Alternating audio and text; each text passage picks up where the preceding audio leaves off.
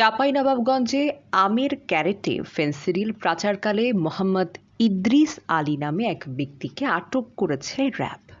এ সময় তার কাছ থেকে 425 বোতল ফেনসিডিল উদ্ধার করা হয়। আটক ব্যক্তি নাচুল উপজেলার বাজারপাড়া গ্রামের মৃত আব্দুল গনির ছেলে। বৃহস্পতিবার রাত 9:30টার দিকে কনসার্ট ব্রিজের কাছ থেকে তাকে আটক করে রাজশাহী র্যাব 5-এর সদস্যরা। আজ শুক্রবার চাঁপাইনবাবগঞ্জ র্যাব 5-এর কার্যালয় থেকে পাঠানো প্রেস বিজ্ঞপ্তিতে এ তথ্য নিশ্চিত করা হয়। র্যাব জানায়, আটক ব্যক্তি একজন পেশাদার মাদক ব্যবসায়ী। দীর্ঘদিন ধরে লোকচক্ষুর অন্তরালে চাঁপাইনবাবগঞ্জ জেলার সীমান্তবর্তী এলাকা থেকে মাদকদ্রব্য সংগ্রহ করে চাঁপাইনবাবগঞ্জ সহ দেশের বিভিন্ন এলাকায় সরবরাহ করত।